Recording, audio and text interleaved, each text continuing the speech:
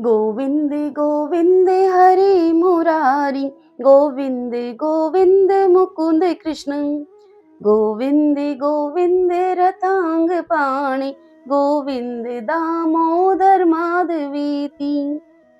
आप सुन रहे हैं श्रीमद् भागवत महापुराण की तृतीय स्कंद से अध्याय 27 और 28 की कथा। आज की कथा में हम सुनेंगे प्रकृति पुरुष के विवेक से मोक्ष प्राप्ति का वर्णन, अष्टांग योग की विधि। श्री भगवान कहते हैं, यहाँ श्री भगवान कपिल देव मुनि को कहा जा रहा है।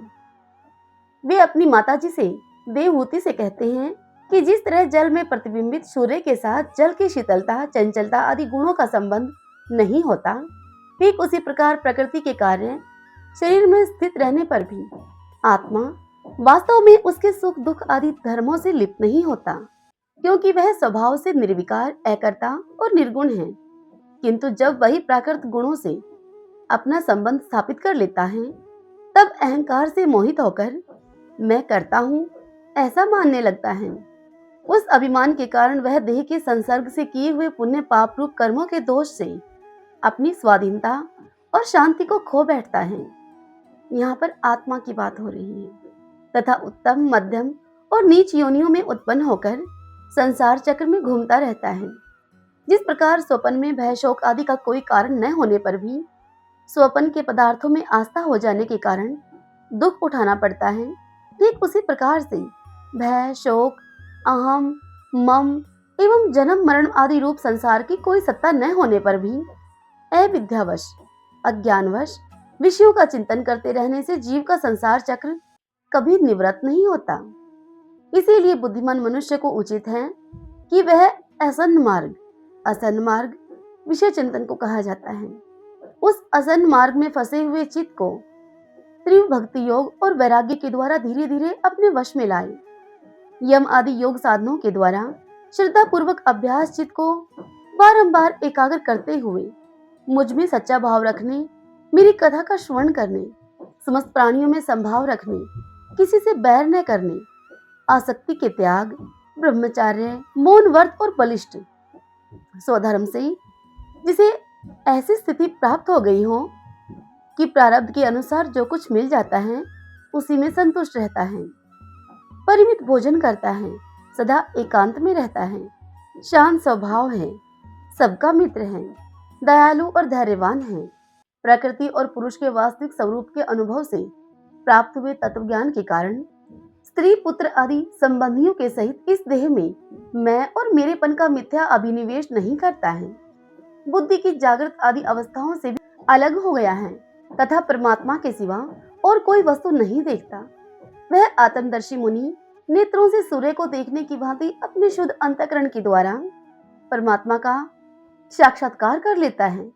उस अद्वितीय ब्रह्म पद को वह प्राप्त हो जाता है, जो देह आदि संपूर्ण उपाधियों से पृथक, अहंकार आदि मिथ्या वस्तुओं में सत्य रूप से भासने वाला, जगत कारण भूता, प्रकृति का अधिष्ठान, महद आदि कार्य वर्ग का प्रकाशक और कार्य कारण रूप संपूर्ण पदार्थों में व्याप्त है।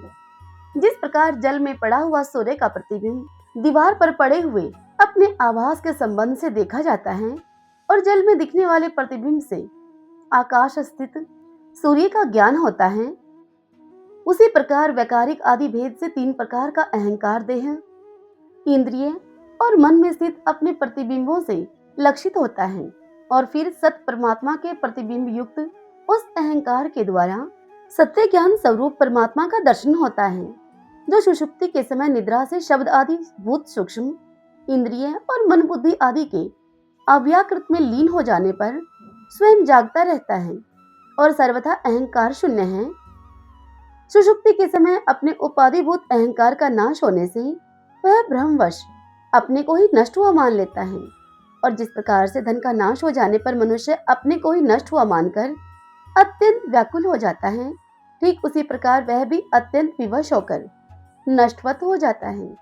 हे माता जी, इन सब बातों का मनन करके विवेकी पुरुष अपने आत्मा का अनुभव कर लेता है, जो अहंकार के सहित संपूर्ण तत्वों का अधिष्ठान और प्रकाशक है। कपिल मुनि की इस बात को सुनकर अब देवहूति उनकी माता ने उनसे पूछा कि प्रभु, पुरुष और प्रकृति दोनों ही नित्य और एक दूसरे के आश्रय में रहने वाले हैं, इसलिए प्रकृति तो पुरुष को कभी छोड़ ही नहीं सकती। हे ब्राह्मण, जिस प्रकार गंध और पृथ्वी तथा रस और जल की पृथक पृथक स्थिति नहीं हो सकती, ठीक उसी प्रकार से पुरुष और प्रकृति भी एक दूसरे को छोड़कर नहीं रह सकते हैं। अतः जिनके आश्रय से अकर्ता पुरुष को यह कर्म बंधन प्राप्त हुआ है, उन प्रकृति के गुणों के रहते हुए उसे कवल्य पद कैसे प्राप्त होगा? यदि तत्वों का विचार करने से कभी यह संसार बंधन का तीव्र भय निवृत्त हो भी जाए, तो भी उसके निमित्त भूत प्राकृत गुणों का अभाव न होने से वह भय फिर उपस्थित हो सकता है। यह सुनकर श्री कपिल देव मुनि कहने लगे अपनी माता से कि माता जी, जिस प्रकार अग्नि का उत्पत्ति स्थान अरणी अपने से ही उत्पन्न अग्नि से जलकर भस्म हो जाती है, ठीक उसी प्रकार निष्काम भाव से किए हुए स्वधर्म पालन के द्वारा अंतःकरण शुद्ध होने से बहुत समय तक भगवत कथा श्रवण के द्वारा पुष्ट हुए मेरी तीव्र भक्ति से, तत्व साक्षात्कार कराने वाले ज्ञान से, प्रबल वैराग्य से, व्रत नियम आदि के सहित किए हुए ध्यान अभ्यास से और चित्त की प्रगाढ़ एकाग्रता से पुरुष की प्रकृति अर्थात अविद्या दिन रात क्षीण होती हुई धीरे धीरे लीन हो जाती है। फिर नित्य प्रति दोष दिखने से भोग कर त्यागी हुई वह प्रकृति अपने स्वरूप में स्थित और स्वतंत्र अर्थात बंधन मुक्त हुए उस पुरुष का कुछ भी नहीं बिगाड़ सकती। जैसे सोए हुए पुरुष को स्वप्न में कितने ही अनर्थों का अनुभव करना पड़ता है, किंतु जगने पर उसे उन स्वप्न के अनुभवों से किसी प्रकार का कोई मोह नहीं होता, ठीक उसी प्रकार से जिसे तत्व ज्ञान हो गया है और जो निरंतर मुझ में ही मन को लगाए रहता है, उस आत्माराम मुनि का प्रकृति कुछ भी नहीं बिगाड़ सकती है। जब मनुष्य अनेकों जन्मों में बहुत समय तक इस प्रकार आत्मचिंतन में ही निमग्न रहता है, तब उसे ब्रह्मलोक पर्यंत सभी प्रकार के भोगों से वैराग्य हो जाता है। मेरा यह धैर्यवान भक्त मेरी ही महती कृपा से तत्व ज्ञान प्राप्त करके आत्मा अनुभव के द्वारा सारे संशय से मुक्त हो जाता है और फिर लिंग देह का नाश होने पर एकमात्र मेरा ही आश्रित अपने स्वरूप भूत कवल्य संज्ञक मंगलमय पद को सहज में ही प्राप्त कर लेता है, जहां पहुंचने पर योगी फिर वापस लौटकर नहीं आता। माता जी, यदि योगी का चित्त योग साधना से बड़ी हुई मायामयी अणिमा आदि सिद्धियों में, जिनकी प्राप्ति का योग के सिवा दूसरा कोई साधन नहीं है, उनमें नहीं फंसता, तो उसे मेरा वह अविनाशी परम पद प्राप्त होता है, जहां मृत्यु की कुछ भी ताल नहीं गलती है। आगे कहते हैं कपिल देव जी कि हे माता जी, अब मैं तुम्हें सबीज अर्थात देह स्वरूप के अवलंबन से युक्त योग का लक्षण बतलाता हूँ, जिसके द्वारा चित्त शुद्ध एवं प्रसन्न होकर परमात्मा के मार्ग में प्रवृत्त हो जाता है। यथाशक्ति शास्त्र विहित स्वधर्म का पालन करना तथा शास्त्र विरुद्ध आचरण का परित्याग करना, प्रारब्ध के अनुसार जो कुछ मिल जाए उसी में संतुष्ट रहना, आत्मज्ञानियों के चरणों की पूजा करना, विषय वासनाओं को बढ़ाने वाले कर्मों से दूर रहना, संसार बंधन से छुड़ाने वाले धर्मों में प्रेम करना, पवित्र और परिमित भोजन करना, निरंतर एकांत और निर्भय स्थान में रहना, मन वाणी और शरीर से किसी जीव को न सताना, सत्य बोलना, चोरी न करना, आवश्यकता से अधिक वस्तुओं का संग्रह न करना, ब्रह्मचार्य का पालन करना, तपस्या करना, बाहर भीतर से पवित्र रहना, शास्त्रों का अध्ययन करना, भगवान की पूजा करना, वाणी का संयम करना, उत्तम आसनों का अभ्यास करके स्थिरता पूर्वक बैठना, फिर धीरे धीरे प्राणायाम के द्वारा सांस को जीतना, इंद्रियों को मन के द्वारा विषयों से हटाकर अपने हृदय में लेकर जाना, मूलाधार आदि किसी एक केंद्र में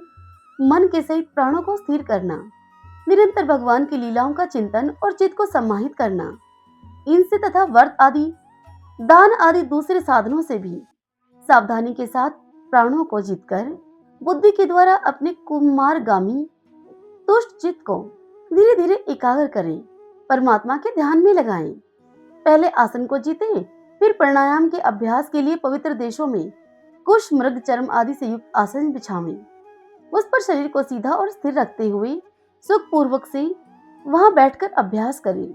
आरंभ में बाएं नासिका से पूरक, कुंभक और रेचक करें, तदंतर दाहिनी नासिका से पूरक, कुंभक और रेचक करें। इसके विपरीत दाहिनी नासिका से प्राणायाम करके प्राण के मार्ग का शोधन करें, जिससे कि चित्त स्थिर एवं निश्चल हो जाए। जिस प्रकार वायु और अग्नि से तपाया हुआ सोना अपने मल को त्याग देता है, ठीक उसी प्रकार से जो योगी प्राणवायु को जीत लेता है उसका मन बहुत शीघ्र शुद्ध हो जाता है। अतः योगी को उचित है कि प्राणायाम से वात पित्त आदि जनित दोषों को, धारणा से पापों को, प्रत्याहार से विषयों के संबंध को और ध्यान से भगवत विमुख करने वाले राग द्वेष आदि दुर्गुणों को दूर करे। जब योग का अभ्यास करते करते चित्त निर्मल एवं एकाग्र हो जाए, तब नासिका के अग्रभाग में दृष्टि जमाकर इस प्रकार से भगवान की मूर्ति का ध्यान करें।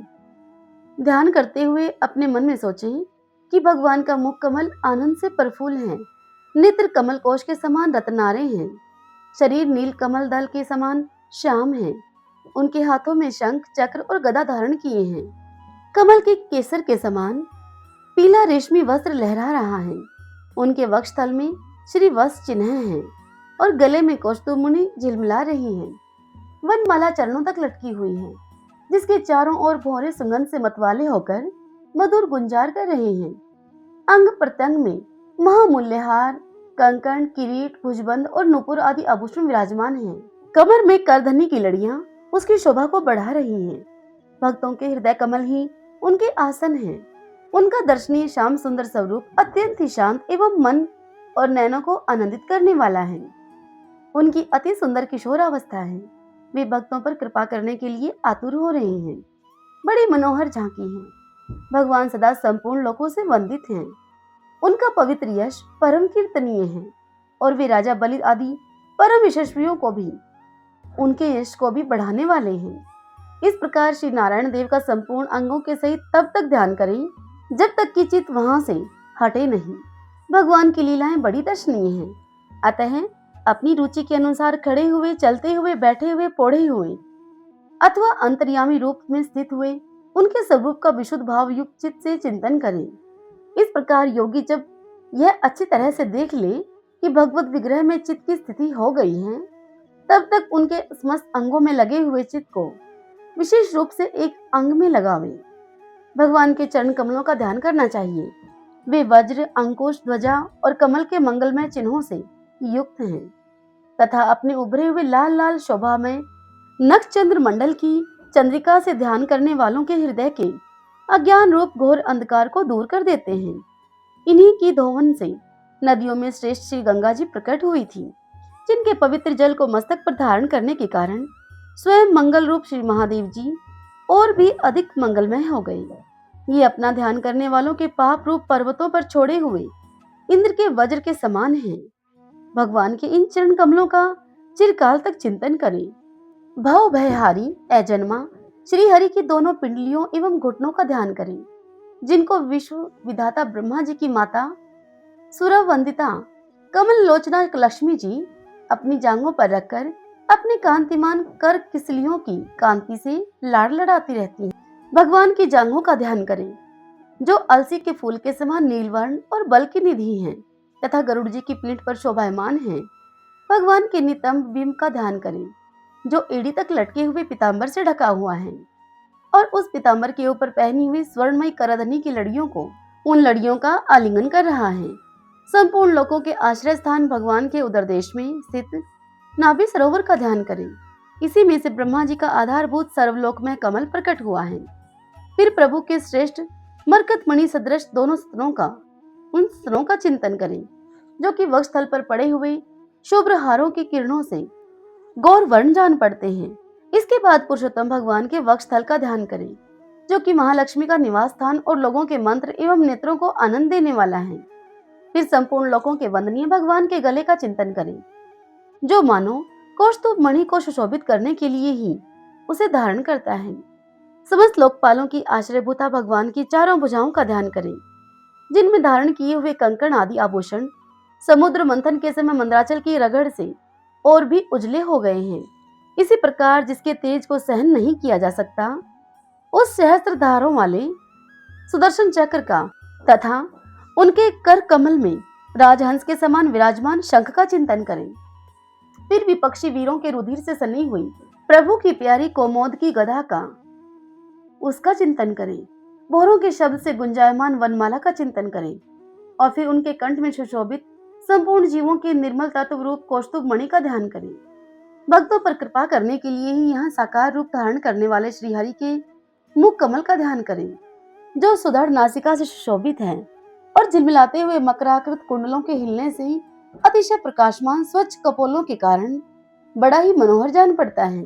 काली काली घुंघराली अलकावली से मंडित भगवान का मुखमंडल अपनी छवि के द्वारा भ्रमरों से सेवित कमल कोश का भी तिरस्कार कर रहा है और उसके कमल सदृश विशाल एवं चंचल नेत्र उस कमल कोश पर उछलते हुए मछलियों के जोड़े की शोभा को मात कर रहे हैं। उन्नत भ्रू लताओं से सुशोभित भगवान के ऐसे मनोहर मुखारविंद की मन में धारणा करके आलस्य के रहित होकर उसी का ध्यान करें। भगवान के मुखारविंद का ध्यान करें।